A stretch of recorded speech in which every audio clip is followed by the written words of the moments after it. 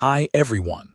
In the previous episode, we moved through boredom, melancholy, and emptiness until we finally arrived at despair. Boredom makes time lose its direction. Melancholy makes the world stop responding. Emptiness reveals that no external goal can complete us on our behalf. With despair, the problem moves even further inward. What has been lost is no longer only an object, a relationship, or an expectation. Person begins to find the self that has endured all of this unbearable. Why does despair sometimes remain, even after someone has left the painful environment where it first appeared? Why does a person keep thinking, everything would be better if I were no longer this person? The 19th century Danish philosopher Søren Kierkegaard offers a profound answer in The Sickness unto Death. Despair is a failure in the way a person relates to the self. This episode is not about making ourselves feel better as quickly as possible. We are asking something deeper. What exactly is the self, and why would someone try to escape the task of becoming themselves?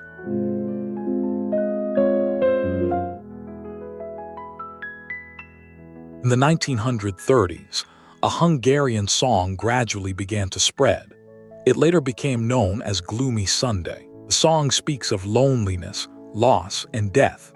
It eventually became surrounded by the legend of being a so-called Hungarian suicide song. The claim that it directly caused a large wave of suicides has never been reliably established. The more important question is why art can enter so deeply into someone who is already vulnerable.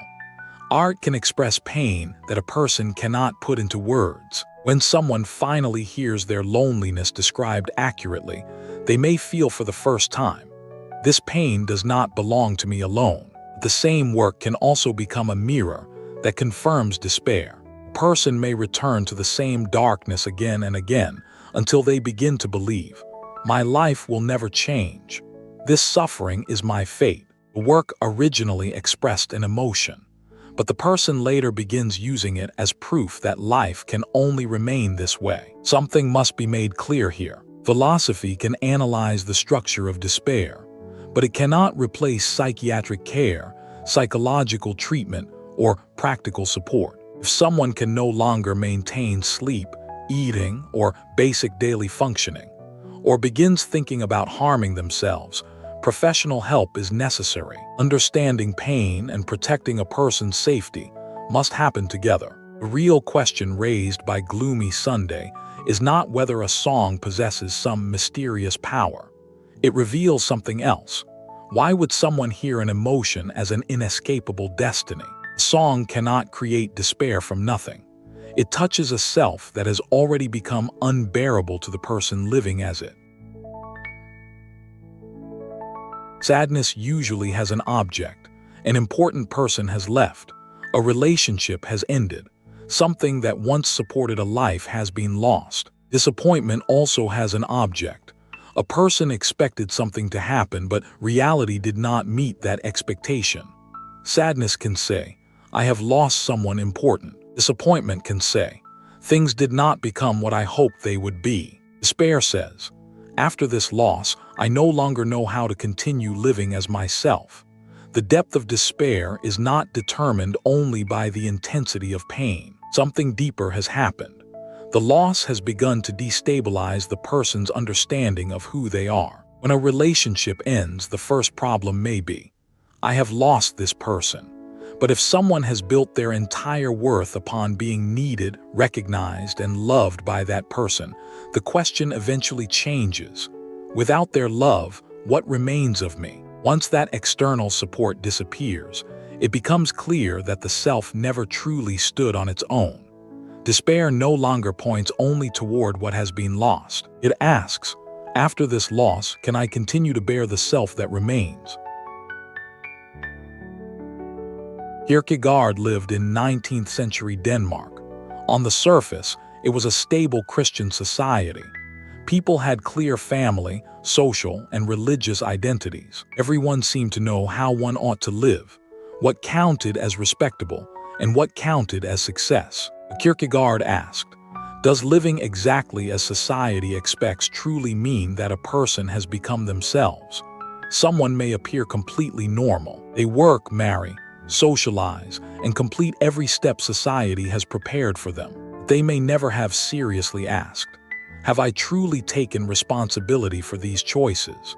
Without other people telling me what I should become, would I still know who I am? In 1849, Kierkegaard published The Sickness unto Death under the pseudonym Anticlimacus.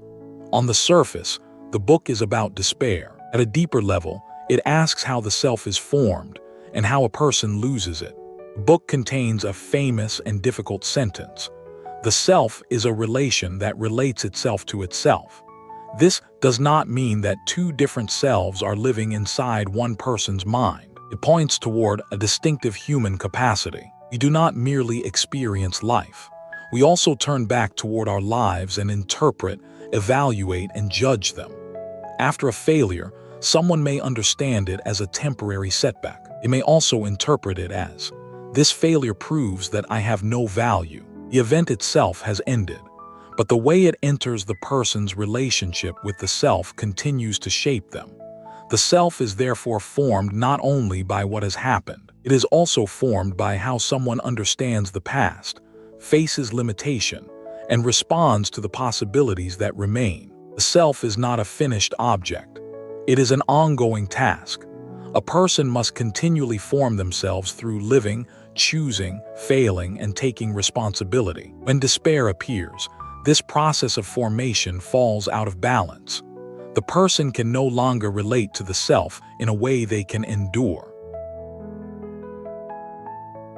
Kierkegaard describes the human being as a synthesis of opposites. He writes about the finite and the infinite, the temporal and the eternal, necessity and possibility. For this episode, we can gather these ideas into two forces. On one side are the conditions already given to us. The body, our origins, the past, reality, and the things we were never free to choose. On the other side is the unfinished part of life. Imagination, choice, change, and what we may still become. If someone recognizes only what has already been given, they reduce themselves to the result of the past. One failure, one kind of upbringing, or one limitation begins to feel as if it has already written the whole life. The person says, this is simply who I am, everything has already been decided. But someone can also lose themselves by recognizing only possibility. They constantly imagine a different life. A new place, a new identity, or a new way of living seems capable of turning them into a completely different person. The more possibilities they possess, the less they need to choose. Because a real choice closes other paths. It leaves behind one concrete life that must actually be carried. The self is neither a result already completed by fate, nor a work that can be created entirely by personal will. It must carry the possibilities that remain within the conditions already given. This connects with our previous episodes on fate and freedom. Human beings do not possess unlimited freedom, but limitation has not completed everything for us either. The difficult task is to recognize both truths. Some things have already happened. My response to them is still unfinished. The three forms of despair analyzed by Kierkegaard are not simply three different personality types. They are three forms of disorder that emerge as self-awareness becomes stronger. The first person has not yet realized that they possess a self at all. They pursue the success defined by society and inherit the desires approved by those around them. Their life may be stable. They may not experience any obvious pain, but they have never recognized that becoming themselves is a task they must personally undertake. They live within answers supplied by others until they can no longer distinguish. Which of these choices have I truly taken responsibility for? This is the most hidden form of despair, a peaceful loss of the self. The second form is more conscious. A person has seen the self but is unwilling to become it. They cannot bear their actual limitations. They cannot accept that they have failed to become the person they imagined. So they place their hope in external change. A new relationship, identity, or environment seems capable of completely erasing the old self. Wherever they go, They can only continue living as themselves. An environment can change a situation. It cannot automatically repair a person's relationship with the self. This person wants to escape themselves, yet every step of that escape is still taken by the same self. The third form of despair involves an even stronger degree of self-awareness. This person knows who they are and insists on becoming themselves. They are willing to become only the version designed by their own will. They reject every limitation they did not personally choose. The body, the past, dependence, failure, and death are all treated as obstacles to individual will. They believe that sufficient determination can completely recreate the self. For Kierkegaard, this is also despair.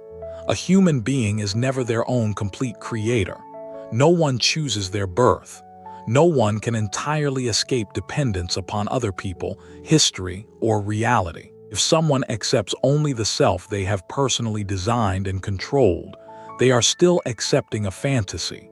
They do not weakly flee the self. They defiantly demand to become their own God. These three forms of despair create a clear progression. The first person has not yet discovered the self. The second has seen the self and wants to escape. The third is the most conscious and the most defiant. They understand their limitations, but refuse to accept anything they did not personally choose. Some people never truly possess themselves. Some long to replace themselves. Others accept only an imagined version of themselves. All three reveal the same problem. The person cannot bear the real, limited, and unfinished self. Why then does Kierkegaard call despair the sickness unto death? The death here does not primarily mean physical death. The deepest contradiction of despair is this. A person wants to escape the self, but cannot stand outside it. Someone can leave a city. They can end a relationship. They can adopt a new identity. But every one of these actions must still be performed by the same self. A person wants to destroy the self they refuse to become. But the one responsible for the escape remains that same self. Despair therefore becomes a continuing form of self-consumption. The self cannot become itself, and it cannot stop relating to itself. The body may continue functioning. Life may appear normal on the surface. The relationship of the self to itself continues to deny, fracture, and consume it. The sickness unto death describes a spiritual condition that cannot be ended through simple escape. Wherever a person goes, they must carry the self they can no longer bear. The sickness unto death has an explicitly Christian foundation.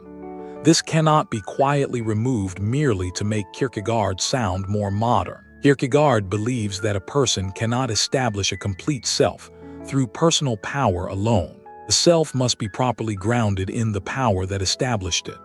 For Kierkegaard, that power is God. In despair, a person may flee from the self or attempt to create the self entirely through personal power. Both conditions refuse to acknowledge that the self has a source beyond individual will. Kierkegaard's answer is clear.